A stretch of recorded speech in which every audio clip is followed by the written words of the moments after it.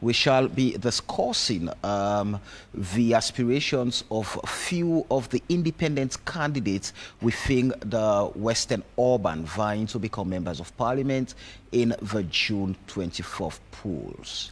And we shall also be speaking to Ulisa Amadou on his appointment as youth envoy by President Julius Maada Bio. Now, our quote for today says, "Sustainable development is the pathway to the future we want for all. It offers a framework to generate economic growth, achieve social justice, exercise environmental stewardship, and strengthen governance." And it comes from Ban Ki-moon, former United Nations Secretary General. And with that, we have to go straight into our very first segment this morning. But just before that, we need to remind all of you that you can be part of our conversation.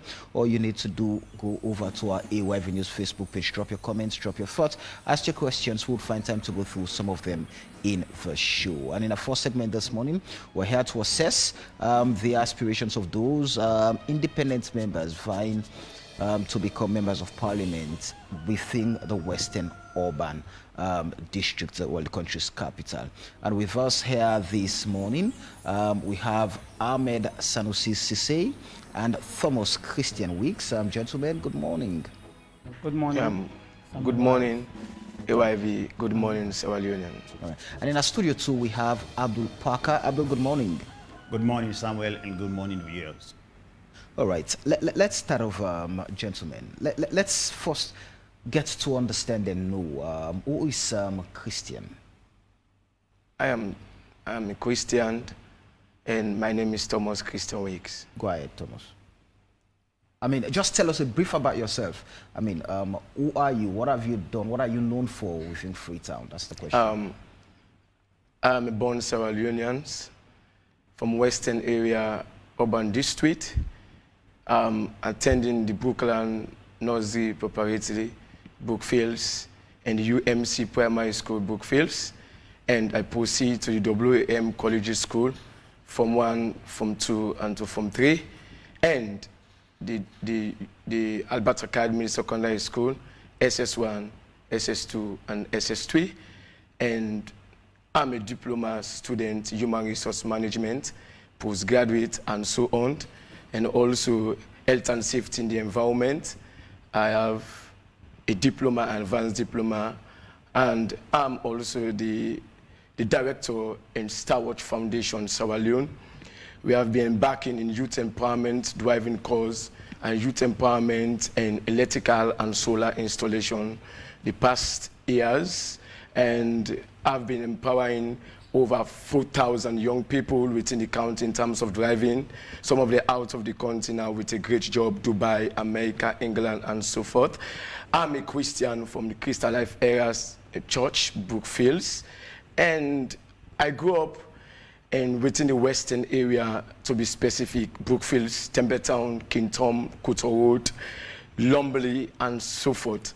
Within my 4 years towards the youth empowerment driving cause, I've done a lot towards in that particular area, and also donating blood to young people, especially women, pregnant women in government hospital in Western Area Urban District 34, Lumberley Hospital, and Cottage Hospital, Satellite Hospital, Kiama Road, Satellite Hospital, Mountain Court, Satellite Hospital, Rokupa, over hundreds of pregnant women and children for the past 2 years.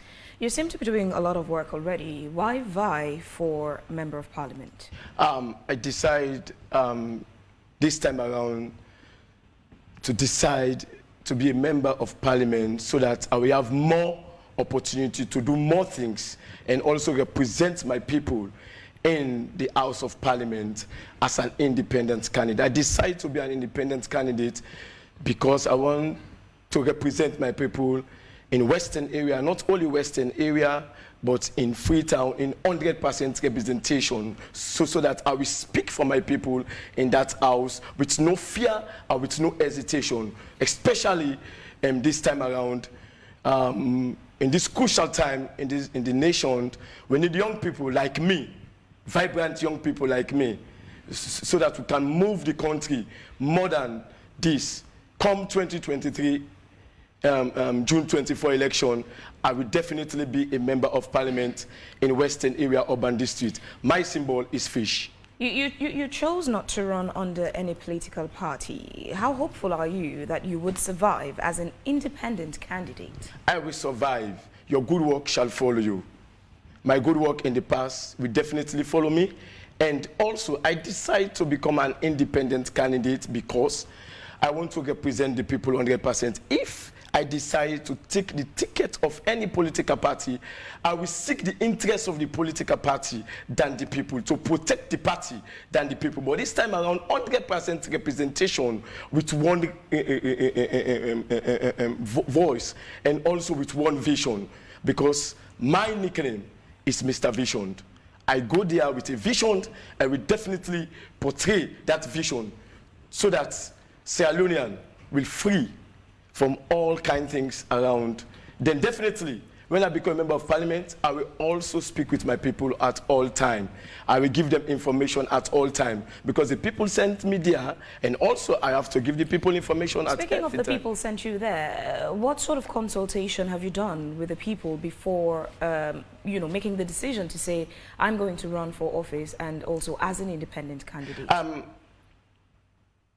The people within Western Area Urban District and Freetown decide, speak to me, especially the youths, the women. We want you to be there this time around. I'm not doing it by myself, but the people decide and speak to me, go to my office. We take several meetings about 5 months ago. We want you to be our member of parliament. Okay. Because we believe that we make a great impact in that place. All right, continue to stay with us.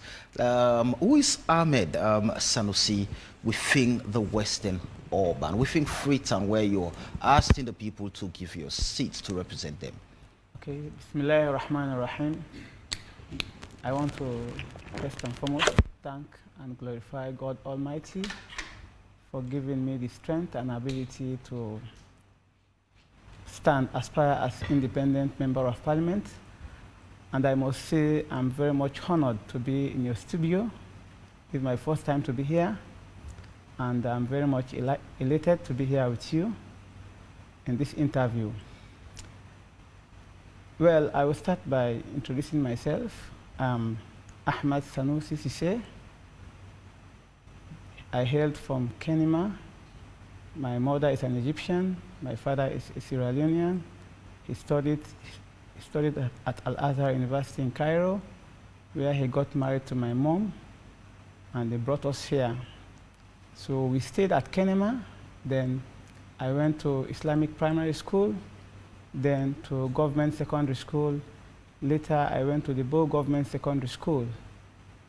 Since I concluded my secondary school in Bo, I came to Freetown, and I embarked on medical career. I did my first studies in Malaysia, where I did diploma in radiography. Then later on, I did masters in public health. I did clinical science. So I can categorically state that I'm a public health doctor and a clinician. Well, with regards to my background, I have been in the medical profession since 2008, and I established an international NGO known as Egypt Medical Development Program, because at that time the health sector was really fragmented and dysfunctional. And based on my father's humanitarian work, because my father was a humanitarian, he was working for Muslim World League in Saudi Arabia. So I portrayed on that trend of my father's good work. So I decided to establish humanitarian clinics in collaboration with my Egyptian counterparts, because my mother is an Egyptian and I'm connected to the Egyptians and I can speak Arabic very well. So I did a lot in terms of improving the healthcare sector in Sierra Leone.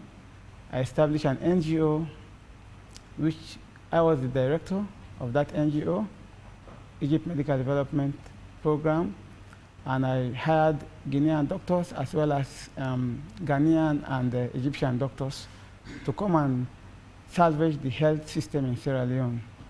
Well, my meritorious record are known in Sierra Leone for a very long time, since 2006, I may say. And I was invited on several conferences in Malaysia, at University Malaya, on safe drinking water. I was invited there, and where I did my studies, my first diploma in radiography. So I was also awarded by Dr. Ernest Bai Krumah at British Council Auditorium on the inception of the Free Healthcare Initiative. So I was given a certificate for my good work, because at that time, I used to hire Guinean doctors that they don't pay for consultation to see these doctors, as compared to the traditional hospitals. When you go there, you have a lot of bureaucracy, complex formalities, and that will result to the patients losing their life. So I did a very good work in that angle. And now that I have done all of this, I have been writing several projects to try to improve the health system in Sierra Leone. And I did that, and I wrote projects, and I went to even the president, the current president, Marabio. I went to his office, and I said I want to bring engineers and pharmaceutical companies here in Sierra Leone, so that they can establish pharmaceutical companies in Sierra Leone where they can employ thousands of Sierra Leoneans. And also I want to bring engineers to come and construct our feeder roads. I wrote that project to the president. And Who was going to fund those initiatives? The Egyptian government, because I'm connected to the Egyptian government. As a loan or grant? How is it going to come? No, well, I have partners there, and I discussed that with them. They said they are willing to come and establish pharmaceutical companies here in Sierra Leone. Right. Instead of the government procuring drugs from India and other countries, paying huge sum of money, I said, well, it is prudent for us to have like 2 or 3 pharmaceutical companies in Freetown, so that they can empower the youths as well as create employment. So, but that project was never given audience, because the president promised me that that will work after he is elected as president, but it never worked. So on my that was only before he assumed 2018 power. elections? Yes. So based on all these factors, I realized that you cannot write a project without being in the system, because they will not approve it. So none of those projects got approval, that is what you're saying? Yes. Go ahead. And I never wanted to join any political party because of, I have my own initiative. I believe in my vision that you don't have to belong to party A or B before you can foster development. I believe I have been doing a lot of good work in Sierra Leone in terms of improving the health sector. Imagine hiring Guinean doctors staying at the clinic 24 hours, providing services, free consultation, because our Sierra Leone doctors, they are not stable, they are not consistent. They can be here, they have their own private clinics. So I prefer to hire Guinean doctors who can stay 24 hours at the clinic to give free, medical care to the people of Sierra Leone, just to complement the health sector in Sierra Leone.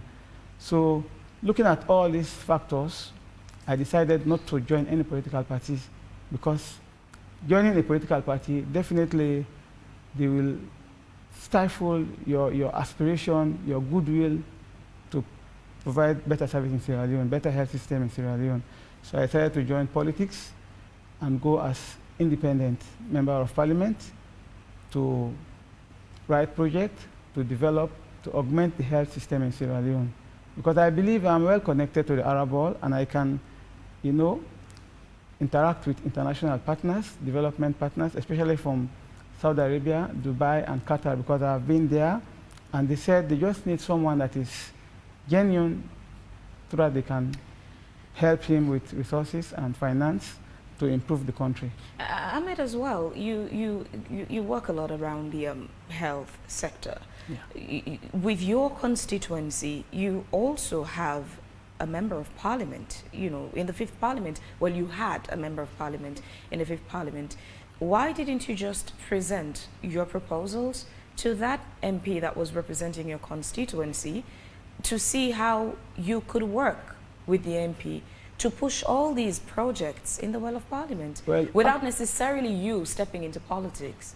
Well, actually, I don't believe in these two political parties, and at the same time, I'm not castigating any of them.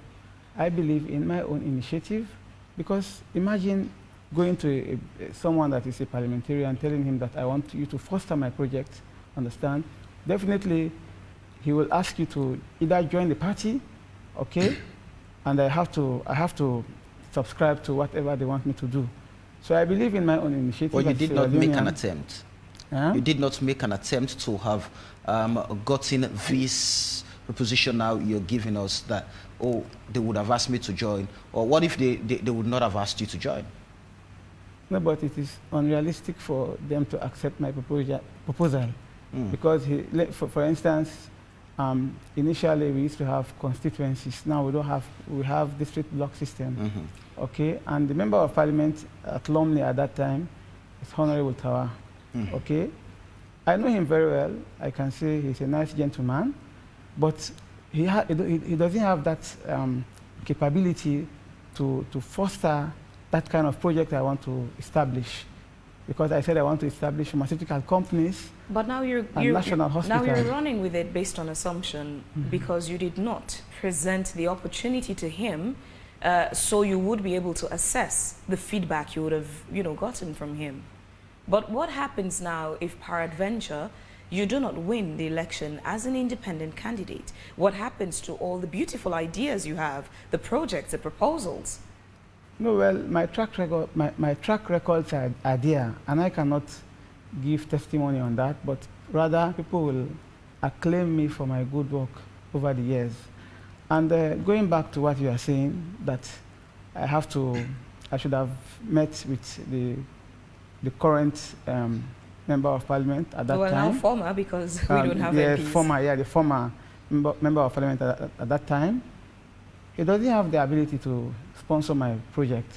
He does not, because he himself is under party, and whatever he does, understand, the party has to approve it. So I went directly to the president, because the president has the say, understand, and the right to approve. Just quickly, Ahmed, before we move over to our studio 2, constitutionally, the members of parliament have 3 mandates: representation, lawmaking, and oversight. So you becoming or not becoming a member of parliament, how would your status, let's assume you're going to win, how would that status ensure that these projects you want to bring to Sierra Leone are going to be achieved? Well, I'm aspiring, and I cannot determine the outcome of me losing or winning. But no, we're assuming that you win. I'm going to win. Now let's assume, hypothetically, you are the member of parliament. Yes. But your mandate constitutionally is just to make laws, to represent your people, and to perform oversight functions. Where does going out, getting the project you're talking about to come to Sierra Leone come in your mandate? How does it work? Also, being a member of parliament, there are certain committees. You have health committees, you have public works committees. Right. Understand? I believe, based on my track record of service delivery, healthcare service delivery, I will be attached to one of these committees. Okay. Understand? And don't forget, making law in parliament, understand, entails that you have the mandate to write projects to international partners. Understand? Based on your credibility, understand what you are capable of doing, understand, they will support you. All right. Continue to stay with us, Ahmed. Let's quickly move over to our studio 2, where we have Abdul Parker. Abdul, just tell us, who is Abdul within Freetown, Sierra Leone's capital, and why you're vying to become a member of parliament? Abdul, Abdul is a peace, youth and human rights activist. Abdul is also a businessman and a contractor. I've been in the space for so long. I am a graduate with a bachelor's degree and also a master's degree in governance and leadership. Abdul has been the people's voice. I'm known as the fearless voice. Abdul has been doing quite a lot of things in terms of checking government, creating institutions, and also providing jobs. However, all of these things that I've said are not the prerequisites for being a parliamentarian. And that is not why I want to run. You know, the things that I've done, they are lengthy. And tomorrow, I will be having my candidacy launching at the Freetown City Auditorium, and everybody is invited to go and see. I will not be able to see all of them here. But in brief, that is Abdul. Now, why I want to run? I want to run because I have been the strongest voice in this country for the past 10 years. I have provided the strongest checks and balance stance in this country for the past 10 years than even Parliament and all other civil society institutions in this country. The records are there. The role of Parliament has been usurped. Parliamentarians, by the very parliamentarians and the executive and judicial arm of government. It has been usurped in such a way that even parliamentarians do not know their roles and functions. Parliamentarians are now taking the responsibility of direct development when that is not their role and their roles or functions.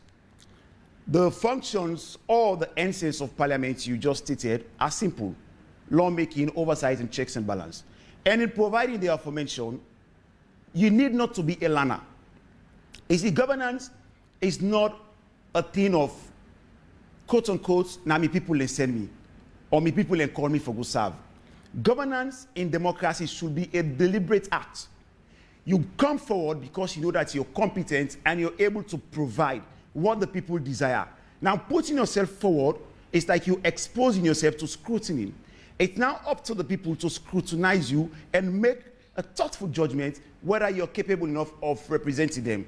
Your people calling you to go and represent them is not part of democracy. That should be part of monarchy or other systems of government where you are a heir apparent to the throne. Maybe when there's a disease like in UK now, when the queen passed away, we've all seen a new king that has emerged. This is a system where you say your people have called you because that is the norm.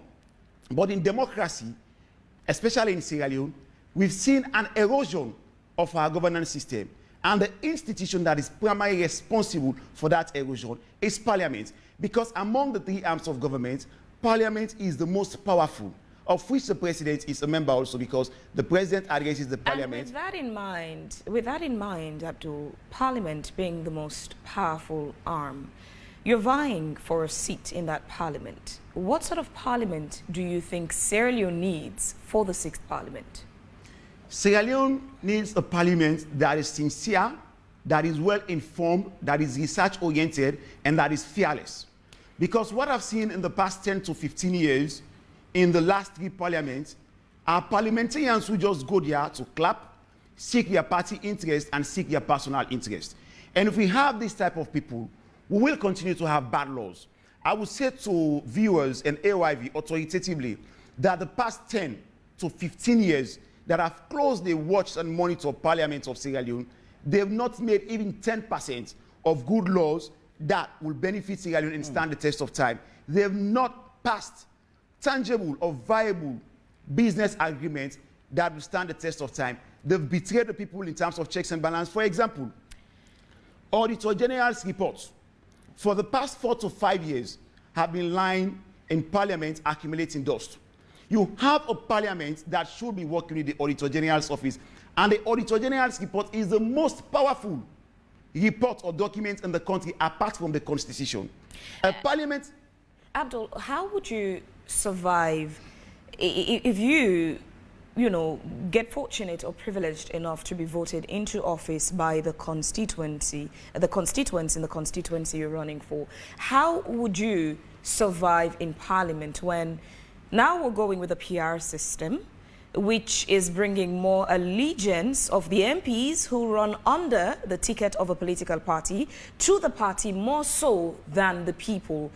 And if you look at the ratio of independents versus those running under a political party, you'll find that we would have more MPs from political parties than independent candidates. If we were not under PR, and as you've put it, they were not being honest enough to the people to do their work effectively, especially under oversight and accountability, how would you survive as an independent candidate surrounded by a majority of MPs who are representing their political parties? You see, change starts with one person. It can start with one person or a whole. We need somebody to spark the change. I'm not going there to do all the work. Definitely, I cannot do it all alone. But we need somebody to spark the change. And also, I want viewers in AYV to know that light does not thrive. Darkness does not thrive where there is light. My presence in that parliament will expose their evil deeds, because we've seen those being orchestrated time and again. At the closure of parliament, we see parliament clandestinely stayed here till 1 a.m., 2 a.m. in the morning, passing a welfare bill. If I was there, yes, I will not be able to vote against them, but I will have been the lone voice that will come down, inform the media, and call on the people of Sierra Leone and lead them in demonstration to go there and tell them that we should go and stop those people from anchoring their dangerous intention on Sierra Leone. Because requesting for $50,000 for a parliamentarian, which is nearly 1.5 billion now, in our eroded economic space, I think it's nothing but high-level corruption that can also be tantamount. Abdul, are you not already, even before the commencement of your career, committing political suicide with these ambitions of yours? No. I'm not committing political suicide. You see, we have to be willful about our thoughts, and we need to follow our paths and trajectory. This is what I'm known for. There are certain things that have happened in this country.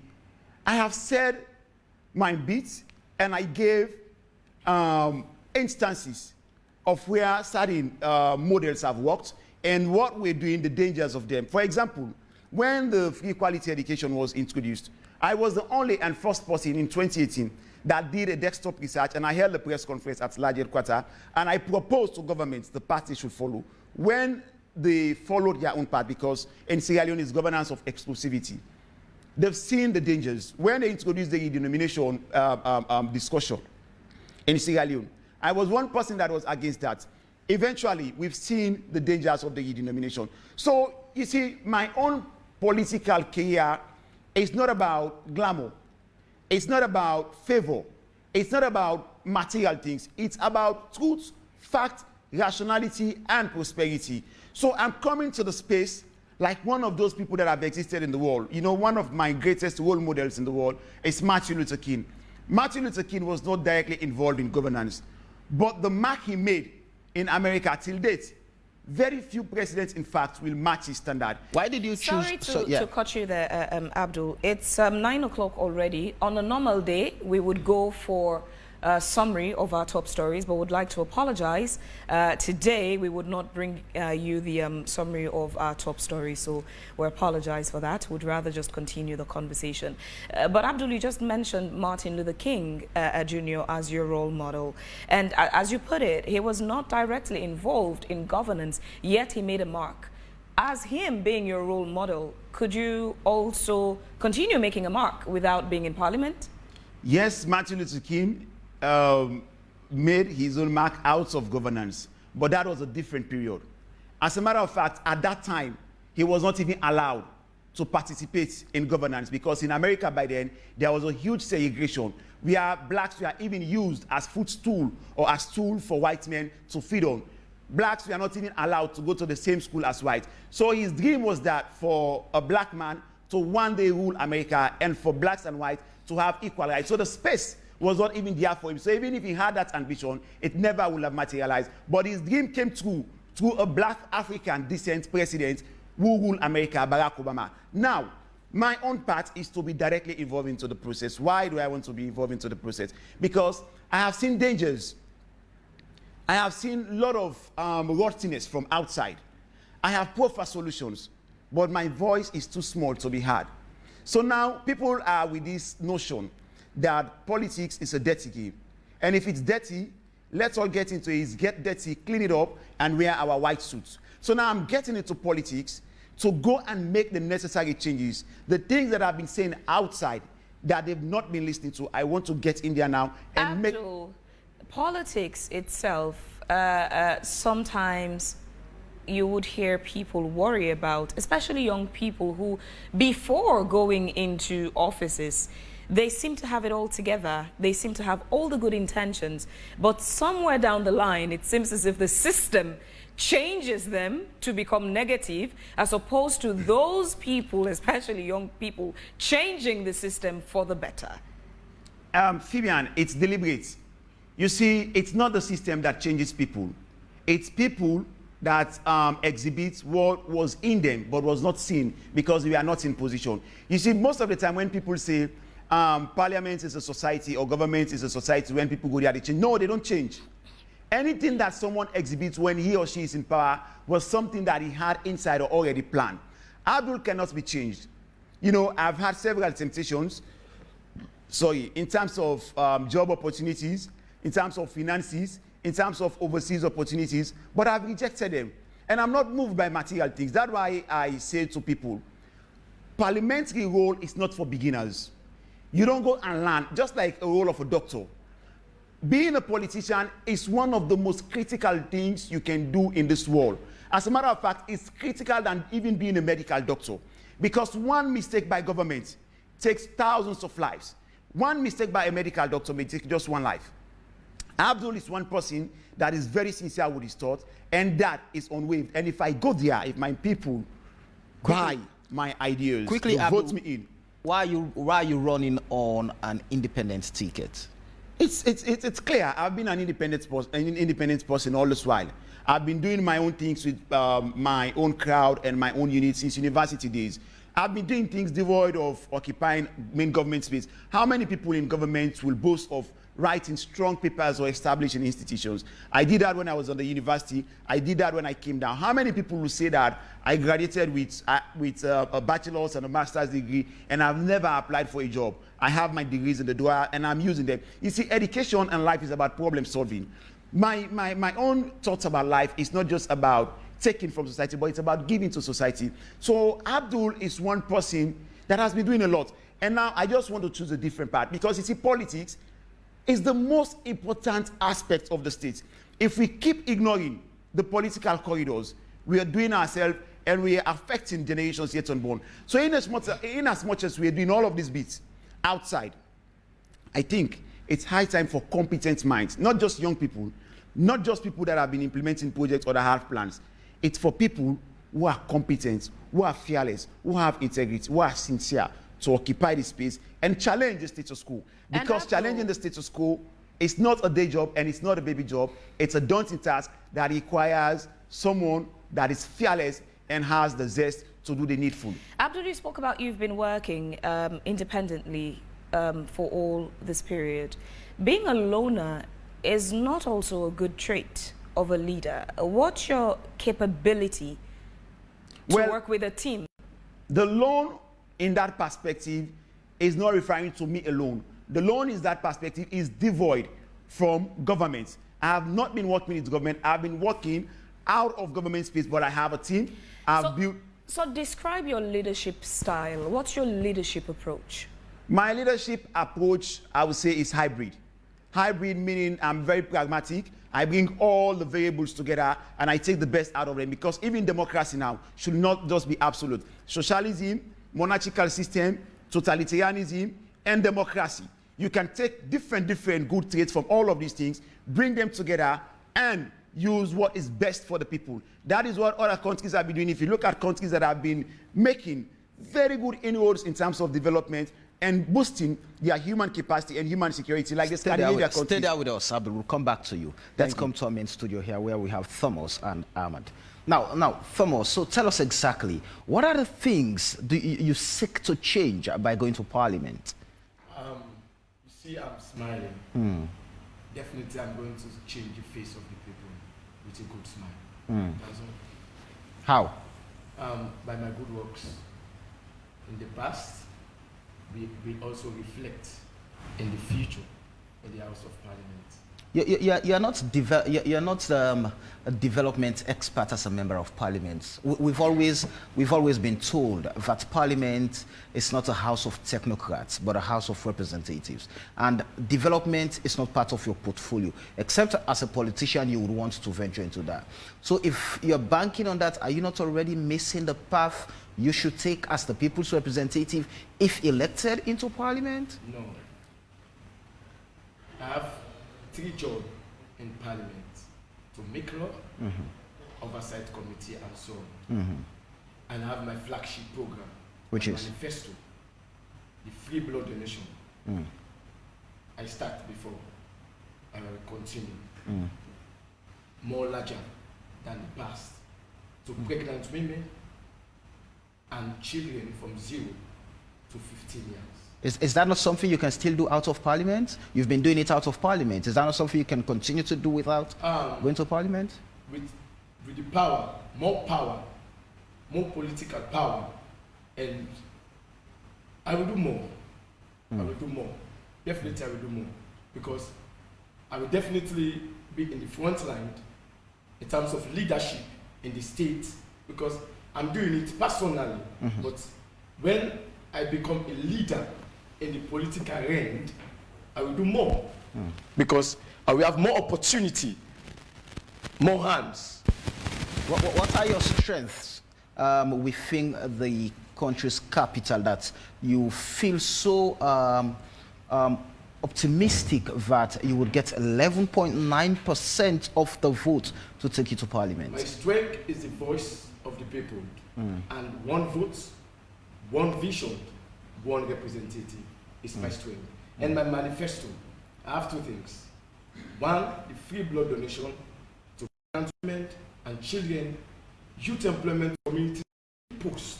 I'm going to in the community. Why would you generate the money to create those jobs? Do it with God's help and with the support. When you have the backing of God and the support of God, whatever you have in you, God will send and help. And they have These things you would achieve. to be a negative. I will definitely go to parliament for the people of Sierra Leone and Western Area Urban District. Just go to the ballot box and Side, extra things that an MP can do, but the overall work of an MP in parliament is just in 3 arms. So again, minus those additions, those extras, the actual work of an MP, what's your agenda? Well, my agenda is, when I am in the House of Parliament in the near future, I will speak with one representative, that is Thomas Christian Weeks, and all the time I will make sure I inform my people what is happening in the House of Parliament. Example, cleomancy. Now you send me, then I need for can give information back. You send me there. Anytime somebody send you, you need for can give information, so I send you. I don't want to keep the people blind. Like example, before Parliament closed, they passed a bill in Parliament. Then when I asked so many Sierra Leoneans, do you know about the bill? No, we don't know. So what's the biggest challenge, lapse, or inefficiency of the 5th Parliament that you picked up and you would probably want to do better in that area if you get a seat in Parliament? In the House of Parliament, I'm not in the House for now. But you're aspiring to be in the House. Yes, I'm not in the House for now during the past. So when I go into the House, I know what to do. Now I'm asking about, based on the work of the previous Parliament, the 5th Parliament, what did you pick up as maybe, inefficiency of the Parliament that you think when you enter into that Parliament, if you make it, you would want to work stronger in that area to ensure it doesn't become an inefficiency in the 6th Parliament? To give the people information. Don't keep the people blind. To give them information at all time, what is happening in the House. So let's quickly get to talk about, we've seen over time that members of parliament hardly take private member motion bills to the House. So the laws or the bills have always come from the executive. Now, if you are talking about putting the interest of Freetonians, let's put it that way, because you'll be representing Freetown, you putting the interest of Freetonians at the pinnacle of your agenda, what are some of the laws you think you would want to champion in that House? Example, good health, good education, and opportunity to youth development. Good health, good education, and opportunity to youth development, especially youth empowerment and youth opportunity to have job. All right. Ahmad, you've advanced arguments that one of the reasons why you want to go to Parliament is because you have these projects that would help transform the health sector. And because you're not in Parliament, you've not been able to implement or to get that done. Now, I asked about how would you ensure you get that done if you're in Parliament. You said there are committees. You mentioned the Parliamentary Oversight Committee on Health. Now, that committee is only set up to do oversight function, to go and ensure that they supervise, they check, the committee serves as a buffer for checks and balances within the executive arm of government. But it still does not give you the power or the leverage to bring about your health projects to be implemented in Sierra Leone. So outside the health projects, are there other things that are driving you, pushing you to have a seat in Parliament? Thank you, Mr. Wise. Before I reply to answer your question, I want to briefly explain my manifesto. Okay. I have, of course, 5 flagship programs, and the first one is to have fair advocacy to represent the current status quo of our interreligious leaders. As we all know, successive governments have always failed to redress their plights and prevailing circumstances. Okay, and I don't believe in making adversarial speeches on either trying to demoralize party or any group. I believe in my policies, what I'm capable of doing, because sometimes you don't have to be in contention with people around you. You have to present developmental projects or activities that can redress the heartfelt need of Sierra Leoneans. And one of my flagship program, like I said inter alia, is to advocate for the interreligious leaders who are the imams and pastors. For years, we have seen successive governments from both the APC and SLPP have failed to even give them subvention or stipend, okay? And these people— You want them to be paid? I want them to be given subvention. If on what grounds? For their religious work and their public officials as well. There are tithes and offerings in the church and the mosque. Well, I don't know much about the church, but as for the imams, they are not paid. And they are also public servants. They are doing the work of God, and they are leading us to the direction of our Creator. So we need to consider them.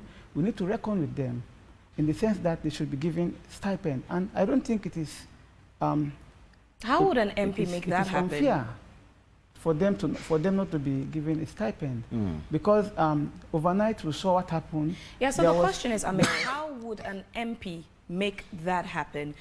You're seeking for religious leaders to be catered to by getting subvention from government. How would an MP make that happen? Well, as I was highlighting on my manifesto, well, we all saw what happened when they brought a bill in Parliament, and the leader of government business debunked it, and it was withdrawn, and later it was passed overnight that one-time member of Parliament should receive $50,000, which is equivalent to 1 billion Leone. Okay, that is their own welfare bill. Okay, what about the welfare bill I'm recommending for imams and pastors? Understand? Imagine one-time parliamentarian having 1 billion Leone. What about those who are serving, you know, God Almighty, who happens to be our creator, and they don't have any welfare bill? Understand? So I don't think it's fair in the sight of God. So that is why I have to table a motion. I'm not going to implement that, but I'm going to table that motion in Parliament. I don't think anyone will reject, because all of us belong to either Christianity or Islam. What would you say? What would you advance what, as defense to those who would tell you that because the churches and the mosques are making money? You see some of the pastors and imams, you see the kind of cars they drive, you see the kind of dwelling houses they live, and would that not be more of a burden on the citizens, because taking their tax money to also pay religious leaders, when maybe every Sunday, every Friday, they have to pull again direct, take away from their pockets and purses and give to the churches and the mosques directly in the form of offerings? Would that not be more of a burden you're proposing for Sierra Leoneans?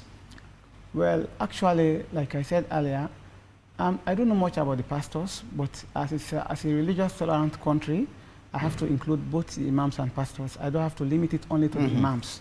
Understand? But for the imams, they are not paid. Understand? And we are talking about them they're having offerings, and sometimes offerings are given for utility bills and other activities within the church or mosque, not for their own personal use. Right. Understand? But if an MP can have, for one term, just a Sierra Leonean, 1 billion Leone, a pension, understand, and the imams are not even having a million Leone a month, it's unfair, understand? And this is happening everywhere. But this how one does aspect that, of Ahmed, how does that undermine doing God's work? These religious leaders are doing God's work. God caters to his own who work for him. But they So you seeking a welfare intervention for them. Yes. You said earlier on you're Muslim, so you can't speak to the Christian side of it. Yes. But is it in the Quran that these religious leaders should be given salaries by the state? Yes, they should be reciprocated for their divine work. Okay, and they are paid in many countries in Africa. Even in Conakry, they are giving subvention, and even in Gambia, they are giving subvention. Why in Sierra Leone, we are just 7 million population, understand, the imams and pastors are not catered for. That is one of the things you're pushing for. That is one of my flagship programs. The second one is to advocate for the widows and imams, the widows and the orphans. Okay, they have been marginalized and they are stranded, understand, nobody is catering for them, understand, and we have seen government making bloated expenses, and they are ignoring them all the time. So I want to have a bill for them so that they can have free health care. Because imagine a widow having 3 or 4 kids. Understand? How can she survive without having, you know, someone to cater for her? So at least the government will do something for them. You know, I'm talking about realistic things. You know, I'm not just going into politics just to blow my trumpet that I will do this, I will do that. No, but people will give testimony about what I have been doing and what I stand for. Now, this is the second category of people. The third category is the physically disabled people, understand? We all know they are marginalized. They are being ostracized because of their impairability, understand? Their physical status. Nobody is taking a good look at them. They don't have free medical. Initially, we had this information that they are going to give them, they are entitled to have free medical, but that one has not been taken into cognizance. Okay? Ahmad, as touchy as these things may sound or may be, should you be in Parliament to advocate for the rights of these persons? I have the prowess, I have the potential. No, must you be in Parliament to do the advocacy you want to do? Can't you do the advocacy out of Parliament? Because these are human rights issues you're referring to. My brother, you know, this country is highly polarized, and if you don't belong to either of these two parties, understand, you cannot make breakthrough, except you have to go there, understand, to advocate for them.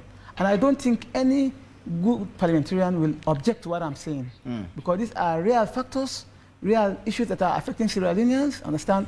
And in fact, they encompass all aspects of Sierra Leoneans, all society, because if you talk about the imams and pastors, they constitute part of Sierra Leone. You talk about the widows and orphans, the physically disabled, the elderly. The elderly, they are given pension of like 100,000 or 200,000 leones. Imagine a pension of 200,000 leones. in this of our economy that is in the doldrum, understand how can they survive? Every aged is receiving that? Yeah, the pension, I'm talking about the elderly. I want them to have a better pension that they should be given. Pension is for those who've worked for it. No, but in other countries, pension is not meant only for those who have worked, Okay. but for those elderly people. So as long Like as you have in Ghana, they are your given age, you should pension. be able- Yeah, in Egypt, they okay. are given pension. All right. Stay with us. Let's quickly bring in Abdul. We have to run and take some of your messages. We're racing against time here now. Abdul, so fundamentally, what are some of the critical governance issues you think you will be able to change if you're given the opportunity to become a member of parliament? Yes, you see, Samuel, I'm happy that you're quite aware. Of course, it is not a surprise that you're quite aware about the roles of parliament. We need not to correct wrongs with errors. We need to be willful, deliberate, and very knowledgeable about parliamentary rules before we vote. You see, talking about private member bills, I have them draft already. You know, one of them that I'm going to propose and that will get passed is the prohibition of duplication of institutions, ministries, and other departments, because that is one area where we've missed the path. You see, in 21st century governance, duplicating ministries, departments, and agencies, it's a wasteful adventure and one that brings no yield to governance. And another one also is to prohibit the exportation of our raw materials. It will be a difficult one, but that was one thing that I proposed. Even these logs, all other countries are preserving their forest. All other countries are manufacturing in their countries. But we have a country as small as Sierra Leone with just about 7 million people and over. We're exporting what God gave us and what we should preserve and use and develop here. So I'm going to propose a bill for that also, to prohibit the exportation of our raw materials. If you want to do any business with us, come here. We don't have problem doing business. Do you with have you. in mind the economic impact that would have on a country like Sierra Leone, where Yeah, even though we're exporting some of those, it's still not enough to help us with the economy, the Leones versus the USD, which again has been attributed to the fact that we do not do much of exportation. So have you also considered the economic impact of that? And that is on the where state? real exportation comes in, Fabian. What we're doing currently is not exportation. Timber logging is robbing. We are robbing Sierra Leone. When we prevent the exportation of our raw materials, what we do now is we lure in investors or the government garner resources. We manufacture the raw materials here and export the finished product. When we do that, we will accumulate hundreds of thousands in multiple times than what we get in pittance for exporting our raw materials. So that is where real exportation comes in. So what I'm also going to do is to be very deliberate about government expenditure. We need to look back. There is a bill that has been proposed for a very long time. It has been lying down there for us to have salary harmonization. The past government toyed with it. They did nothing. And I've been talking about that even at a point in time. This current government came. They did not do anything about salary harmonization. Instead, what they did, they clandestinely increased salaries of some of their cohorts in ministries, departments, and agencies, leaving the mass unattended to. So I'm going to push for that, and we can get that done. And there is one ministry that I'm also going to, you see, governance in 21st century should be hybrid. Ministry of Labor, I think, is moribund. We should now have a new system.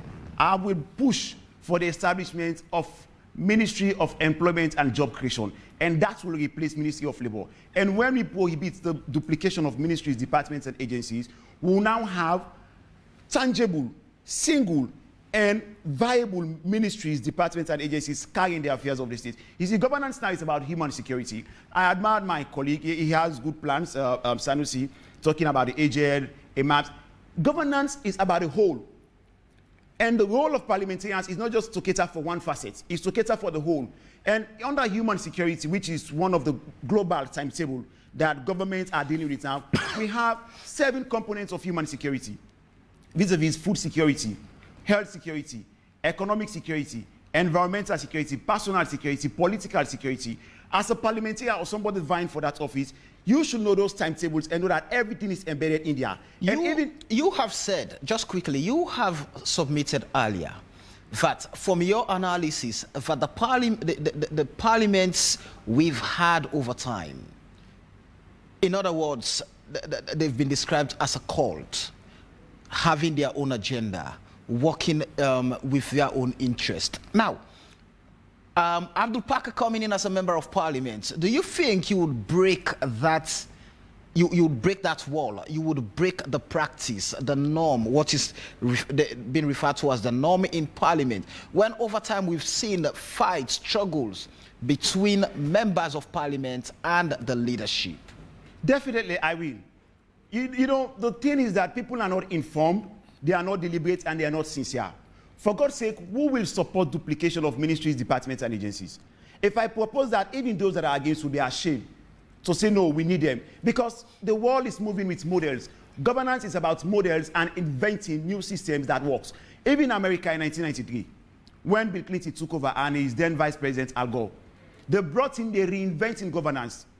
That was a system that merged ministries and eliminated duplications. So when I get there, the things that I'll propose, these are things that are real time.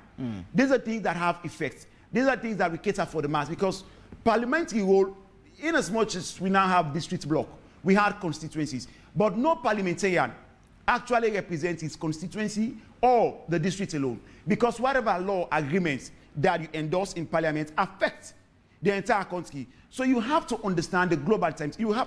If you don't know about the global timetable and what governance is, from state of nature, social contract, state of governance, the evolution, and 21st century governance, you will not be able to be a very good parliamentarian. So you have to be informed and deliberate about your actions. Stay with us, Abdul. Let's run through a few messages quickly. Ronald Georgetown is saying, good morning, members of this honorable forum.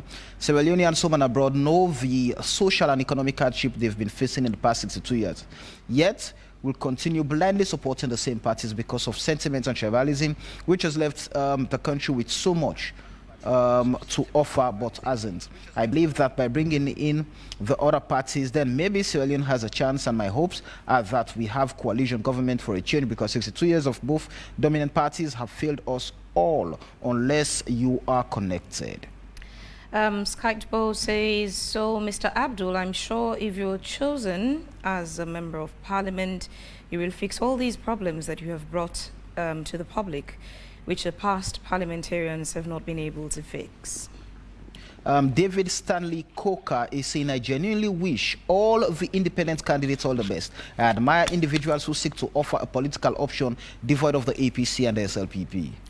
Edwina John is asking, is it that the independent parliamentarians will form a coalition in parliament because it's going to be thought to challenge party representatives in terms of lawmaking? Osam Conte is saying, Egyptian bro, concentrate on the medical field, pull you on politics, save lives, not to. Okay, I'm not going to continue that. Elizabeth Masakoi says, if we are really serious to manage this country well, we must stand firm to make sure that our parliament is not a dump of failed Sierra Leoneans. This man that wants to represent the people is a bully. I was at his institute at Barwick Street for driving. I paid all my fees for the course, but I was physically attacked on the final day. Director, did you remember me? My name is Edward. All this happened because I spoke about timing. Edward Tia Williams said.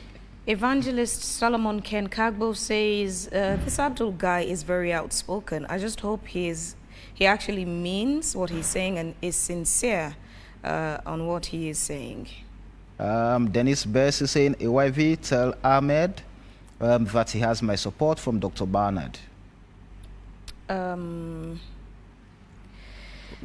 Samuel, please continue. Ronald is saying, it's nice to see young men and women putting themselves forward as independent candidates, which shows their awareness in the failures in our two dominant parties in decades. Good luck in your endeavors. I hope many more will follow. Mosdi says, notwithstanding my skepticism and doubts about politicians, I nonetheless admire these guys that are willing to stand as independent candidates. Anything is better than SLPP or APC, and that is my opinion.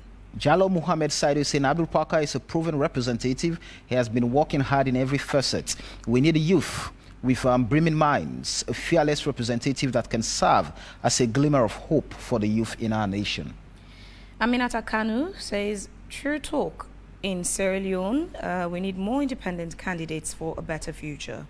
I would take 3 more messages. Ronald is saying, my friend, everyone has the right to choose or decide what they want. That means even you. But you know that our 2 political parties have had the hegemony over the rights of citizens. So it's good to see it happening, and hopefully it becomes a pattern for a better Sierra Leone, because you can't say that 62 years of these 2 parties have developed its people, not unless you are connected. Ike Dalton says, wow, Abdul knows his political onions only if he will be given the chance, space and support to fulfill his ambitions. We need more people like him who stand for what he believes and says it without fear or favor for a better saloon. Edwin Ajani is saying, is it that the independent parliamentarians would form a coalition in parliament, because it's going to be tough to challenge party representatives in terms of lawmaking. Mustafa Tibari says, very good contributions from Abdul this morning. We need this positive-minded people in our country to implement the change we all need. Do ya tell Abdul say I need a number, yeah? And that's from Little Wise Boy. I don't think any independent candidate would get the 11.9% that requires for them to be elected as a member of parliament. Abdullahi B. Lukule is saying that. That's my final message because of time. OMG, so many messages here. Indeed. Sa Koidiama says, why does this man think Sierra Leone will get the money to pay all the religious leaders in the country? If we are to go by what he is saying, trust me, everyone, including himself, will become religious leader. Give to Caesar what belongs to Caesar, and to God what belongs to God. A lot of messages there. We apologize that we cannot go through all your messages, but would let you, gentlemen, quickly respond to the yeah, messages. Start off with you, Chris. Thomas? Yeah, according to that individual going for the driving, we have a criteria. If you don't have 60%, both theory and practical, I will not give you certificate. I trained you basic of auto engineering, knowing parts of the engine and their function, the piston ring, connecting rod, crankshaft. I have 2 exams on the theory. If you don't have 60%, you will not go to the practical. And when you go to the practical, you have 3 exams on the practical. If you don't have 60%, I will not give you my certificate. That is the reason with that individual. Are you a bully? I'm not a bully. I'm a strict individual. Okay. Strict with what I do. Right. And also I put all my focus in what I do. So I will not joke with good things, but I embrace you as individual, as youth, if you want to change. You are disciplined. That's I'm what very you're saying. disciplined. What are your final thoughts? Why should Fritonians vote you in as a member? My final thought is that I think and I believe I will make a good representative in the House of Parliament. And I will speak for the people 100%, and I will make sure all my manifesto, 2 of them, I do it and I will do it. Okay. During my campaign period, today, tomorrow, I start my first campaign date, when are the 1st of June, and my key area will be Tempertown, Brookfields, King Tom, New England, Elcourt, and Red Pump. Those are the areas you're targeting? For tomorrow, definitely. Now, house-to-house campaign. When I'm mobile campaign, I call it mobile campaign. Okay. Are you also aware that in order for you to secure a seat, you have to campaign in the whole of Freetown? No, I have 3 days. No, so, I'm just asking. Yes, I know. You have to send the whole of Freetown. Are you prepared for that? That area is my key subject area. Okay, all right. My key subject area. Then I have my second key subject area, and also the 3rd key subject area that will make me boom, and I collect from the other branches to make it bigger for me. We wish you all the best, Thomas. Quickly, Ahmad, what are your final thoughts, and why should Fritonians vote you in as a member of parliament? Well, I want to thank all senders, and especially Dr. Bernard for commending me, and also the lady that said we should give to Caesar what belongs to Caesar, and if I'm advocating for the religious leaders, it means I also become one of them, a medical practitioner. And actually, I will not subscribe to that preconceived opinion, because I believe if you are a truly God-loving person, okay, you cannot object to giving a stipend to our religious leaders in Sierra Leone, because we are just 7 million population, and the other countries that are having 120 million, they are being paid. Understand? But just because some people are stereotypical about matters of religion. Is it because those countries have better economies? But parliamentarians have passed a bill to have one-time parliamentarian $50,000, 1 billion Leone. How can you compare and contrast these two? If you can pay a parliamentarian, a single Sierra Leonean, 1 billion Leone, and someone that is serving God Almighty, you cannot even give him subvention of 1 million Leone or stipend. Is that fair? I'm sure you're not oblivious to the fact that Sierra Leoneans were not happy with that. With what? With the Yeah, I know. that. So if I were there, I would have actually opposed it. Okay. Now, my final message, I may say, I want to gratify all those who have sent their comments. I want to thank them. And I want to say I'm actually going into Parliament to uphold good stewardship in terms of representation and redressing the people's heartfelt needs in terms of trying to seek the welfare of the marginalized, deprived, and those whose voice are not heard.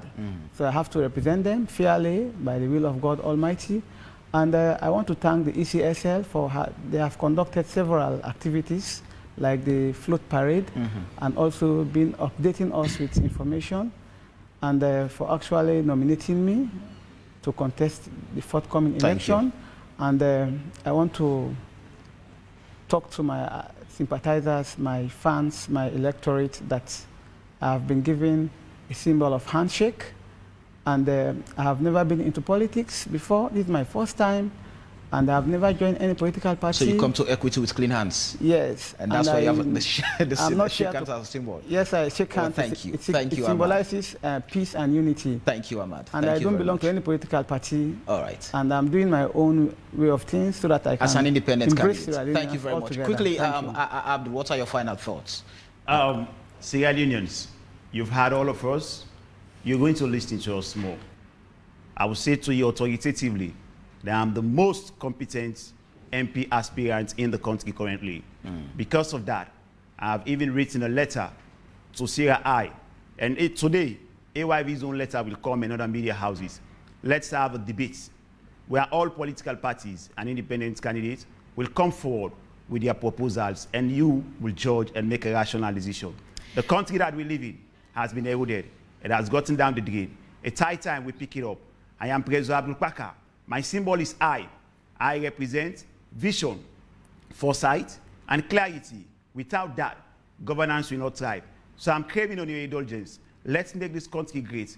Vote President Abdul Parker for Member of Parliament, not for party, not for money, not for self, but for country. My track record has proven that I've been one of the strongest voices in this country, and my checks and balances responsibilities that I've been playing as a citizen in the civic space speaks volume of the role of a parliamentarian. Parliamentary role is not something that they should force you or call you to go and do. It's something that should be deliberate, and it's because you have the qualities to go and represent. However, the roles of parliamentarians as prescribed by the Constitution in Section 75, that you should be able to read and write, be a citizen, and also not to have a criminal record, is not enough to represent in Parliament. The role of Parliament starts with debate and ends with debate. And it also requires rationality, sincerity, and eloquence. So if you know that you don't have these qualities, Parliament is not for you. Abdul, in just less than a minute, what's the advantage of citizens voting independent candidates to Parliament? Because when an independent person like me represents them in Parliament, my party or whatever party will not bully me because I don't even have a party.